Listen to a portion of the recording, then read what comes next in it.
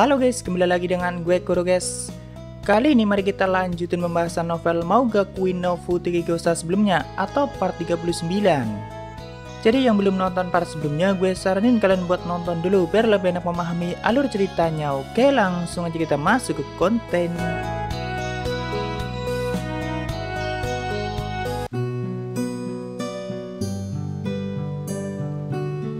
Jadi sebelumnya masalah di dunia peluru ajaib sudah terselesaikan. Dewa utama Odus dan Gijanas yang ternyata adalah Helmid juga sudah dimusnahkan, walaupun gue masih belum yakin apakah Helmid sudah lenyap selamanya. Dunia peluru ajaib sendiri sudah direinkarnasi kembali seperti halnya dunia Militia dengan bantuan Sasa dan Misa. Jadi dunia itu tidak membutuhkan dewa utama ataupun kepala dunia. Semua penduduknya bebas menjalani kehidupan mereka masing-masing tanpa terikat lagi dengan tatanan yang membosankan. Walaupun Elanasia seperti menjadi dewa utamanya saat ini, tapi dia memberikan kebebasan pada mereka semua. Dan atas semua kesalahan yang sudah dilakukan dunia peluru ajaib, mereka diturunkan dari peringkat pertama Pablo Hitara dan akan diawasi untuk sementara. Itu pun atas pertimbangan Akademi Enam Suci dan pembelaan dari Anos Voldigoth. Karena awalnya Otoru berniat melenyapkan dunia itu dan mengambil semua embun apinya sebagai hukuman kesalahan mereka yang sangat besar. Setelah pertemuan Enam Suci selesai, Elanasia segera menghampiri Anos dan mengucapkan banyak terima kasih. Mereka juga sempat ngobrol di tempat itu dan Elanasia yang penasaran dengan akar sejati Anos menggunakan mata dewanya untuk melihat lebih dalam. Dan begitu terkejutnya dia kalau ternyata akar Anos sangat mirip dengan Chalice Voldigoth. Ya dulu kan Chalice dengan Elanasia seperti partner yang sudah berjuang sangat lama sebelum dunia Militia diciptakan. Dan di masa itu Chalice sudah dikenal sebagai Voldigoth terakhir karena hampir tidak mungkin ada wanita yang sanggup mengandung keturunan Voldigoth. Elanasia pun bertanya pada Anos kenapa akarmu sangat mirip dengan Chalice Voldigoth. Mendengar hal itu Anos juga lumayan kaget karena dia tidak tahu kalau Elanasia mengenal ayahnya. Tapi Anos menjawab, Chalice adalah ayahku. Tentu Elanasia sangat senang mendengar itu dan Elanasia bertanya lagi lalu bagaimana dia sekarang. Anos bilang dia baik-baik saja, namun ayahku kehilangan semua ingatan masa lalunya, apalagi ingatan saat dia bertemu denganmu atau sebelum dunia Militia diciptakan. Tapi walaupun begitu, Elanasia sangat lega mendengar kabar Chalice yang masih hidup dan baik-baik saja. Dan Elanasia mengatakan ada sesuatu yang harus aku kembalikan padanya atau sesuatu yang pernah dia percayakan padaku di masa lalu. Tapi apakah di sini akan terjadi NTR? Tidak seperti itu guys. Hubungan Chalice dan Elanasia lebih seperti rekan dan sahabat yang sudah berjuang bersama. Hampir seperti Misa dan Anos, karena bagi gue Misa tidak mencintai Anos seperti halnya pasangan, tapi sebagai keluarga atau teman. Akhirnya mereka berdua pun berpisah dan nantinya Elanasia yang akan datang berkunjung menemui Chalice atau Gustav di Akademi Pablo Hitara. Jadi selama kita mengikuti Anos dan kawan-kawan, Isabella dan Gustav masih berjualan makanan di Akademi Pablo Hitara guys. Bahkan mereka sudah membuka kantin karena banyak murid dari dunia yang berbeda kumpul di tempat itu dan sangat menyukai makanan Mama Anos. Walaupun saat ini Pablo Hitara sudah dipindahkan ke dunia Eupholia. Cuma kan Pablo Hitara seperti benua yang mengapung jadi bisa dipindahkan kemanapun tanpa perlu mengubah apapun yang ada di dalamnya. Saat itu Anos menemui kedua orang tuanya yang sedang jualan dan mengatakan kalau Elanasia akan datang berkunjung. Tapi Isabella dan Gustav malah sangat kaget dan langsung berteriak. Mungkin mereka mengira itu seperti pertemuan untuk menjodohkan anak mereka, yaitu Anos dengan Sasa dan Misa.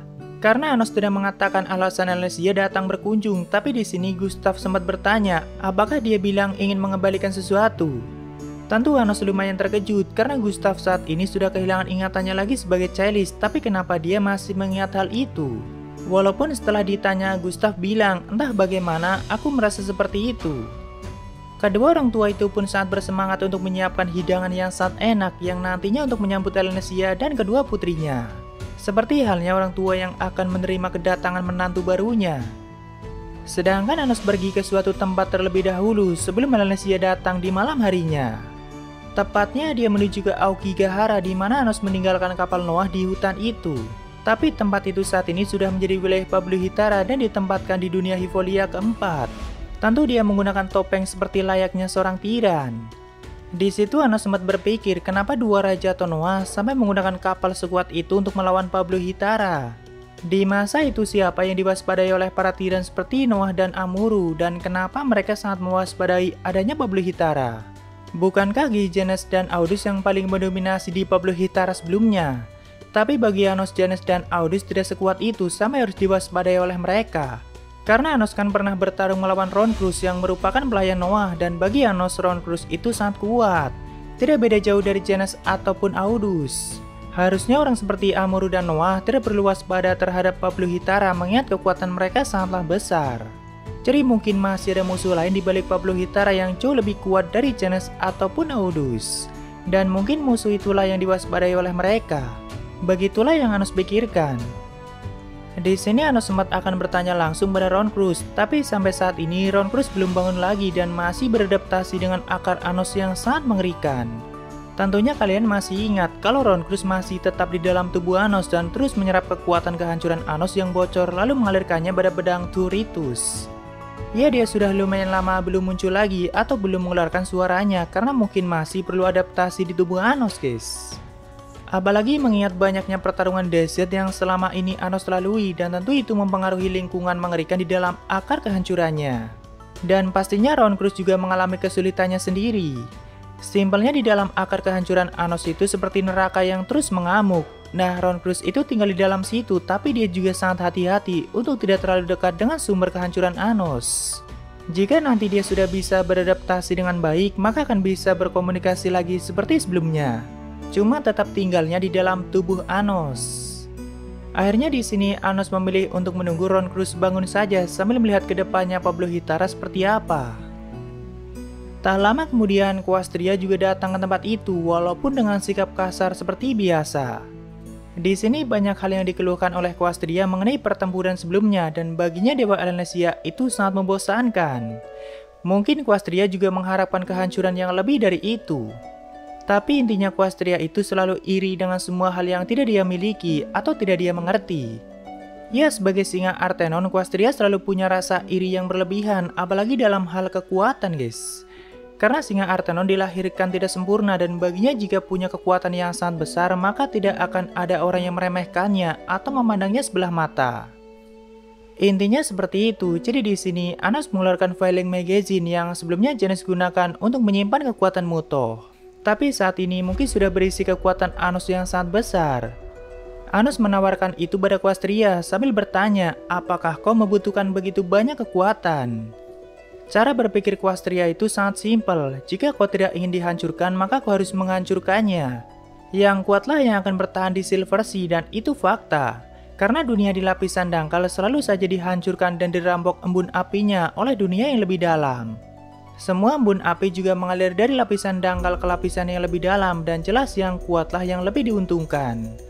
Jadi intinya kekuatan adalah segalanya, tapi bagi Anos, alasan itulah yang perlu diubah di Silver Sea. Atau simpelnya, semua orang punya hak untuk menjalani kehidupan mereka masing-masing. Walaupun saat ditanya Quastria bagaimana caranya, Anos cuma menjawab itu cukup sulit. Di sini Anos juga memberikan nasihat pada Quastria kalau banyak hal yang lebih berharga selain kekuatan. Walaupun mungkin butuh waktu bagi singa Artenon seperti Quastria untuk memahaminya. Saat itu, filing magazine mulai mengambang di depan mereka dan Anos menyuruh Quastria untuk mengambilnya. Tapi dia masih diam dan tidak berusaha untuk mengambilnya. Cuma setelahnya filing magazine mulai menyatu dengan tubuh Quastria, jadi akhirnya dia pun menerimanya lalu segera pergi dari tempat itu. Setelah itu Anos juga pulang ke Pablo Hithara dan siap menerima kunjungan dari Elnesia. Terlihat kedua orang tuanya menyiapkan semua itu dengan cukup berlebihan seperti biasa. Walaupun kali ini mereka terlihat gugup dan tidak sabar setelah mendengar kalau Ibu Misa dan Sasa adalah dewa pencipta yang mengurus dunia peluru ajaib. Seakan-akan mereka seperti akan bertemu dengan sosok agung yang luar biasa. Padahal Luna dan Charis juga bukan orang sembarangan, tapi ya mereka tidak mengingat itu semua. Tak lama kemudian, akhirnya Elnesia sampai di rumah mereka bersama Sasa dan Misa.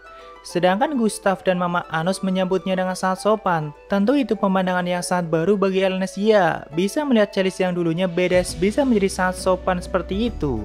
Lalu mereka pun basa-basi cukup lama dan malah seperti orang tua yang akan menjodohkan anaknya. Tapi akhirnya di sini Elnesia bilang pada Gustav akan mengembalikan sesuatu yang pernah dia percayakan. Perlahan siden berbentuk kristal keluar dari tubuh Elnesia dan itu seperti kristal yang dipenuhi dengan kekuatan guntur ungu yang sangat dahsyat. Lalu akar Gustav juga tiba-tiba bersinar terang seperti merespon kekuatan di kristal itu. Sedangkan matanya berubah menjadi mata ungu seperti halnya mata Chalice. Lalu dengan sikap keren seperti halnya Chalice, dia mengatakan sekarang belum saatnya. Tentu Elanesia yang tidak mengerti bertanya, apa maksudmu? Apakah itu terkait denganmu yang tidak menjadi Voldigo terakhir? Lalu dengan tatapan serius Gustav pun mengiyakannya. Gue sendiri belum terlalu paham apa maksudnya dan apa pengaruhnya kristal ungu itu jika dimiliki oleh keturunan Voldigo. Karena di sini belum dijelaskan secara detail, tapi yang pasti Gustav tidak menginginkan Anos menjadi Voldigo terakhir, makanya dia mengatakan sekarang belum saatnya. Dan kekuatan yang ada di kristal itu berkaitan dengan akar kehancuran yang dimiliki oleh keturunan Voldigo, guys. Jadi akhirnya Gustav belum mau menerima itu dan belum saatnya. Setelah itu Gustav kembali ke mode konyolnya seperti biasa dan malah kembali membicarakan perjodohan Anos dengan kedua putri Elanesia. Terlihat saat itu Elanesia, Gustav, dan Mama Anos sangat menikmati obrolan mereka dan saling membicarakan hubungan Anos dengan Sasha dan Misa untuk kedepannya. Apakah Anos bisa mencintai dua wanita sekaligus dan bisa memperlakukan mereka secara adil dan baik? Ya itulah yang mereka bicarakan semalaman itu. Tapi Anos dan Misa saja sangat awam mengenai perasaan yang disebut sebagai cinta dan belum tentu mereka berdua bisa memahami hal itu. Kalau Sasha sih tidak perlu diragukan lagi, jelas dia sangat mencintai Anos seperti halnya sang kekasih. Tapi kalau Misa kayaknya nggak seperti itu.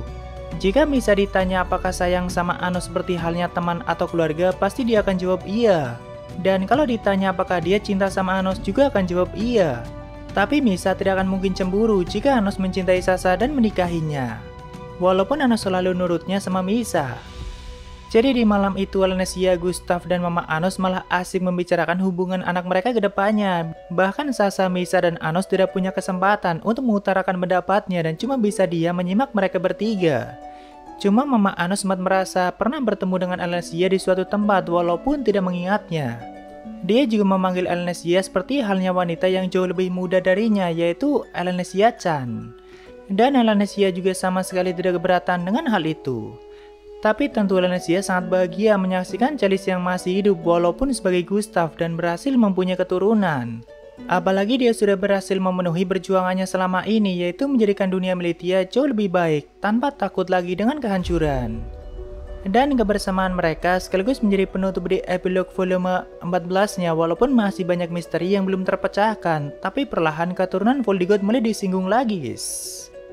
Gue belum berani menyimpulkan apa pengaruhnya bagi Anos ataupun Gustav jika menerima kekuatan di dalam bola kristal yang dititipkan pada Elanesia dan untuk tujuan apa Chalice menyimpan dan menitipkan kekuatan itu.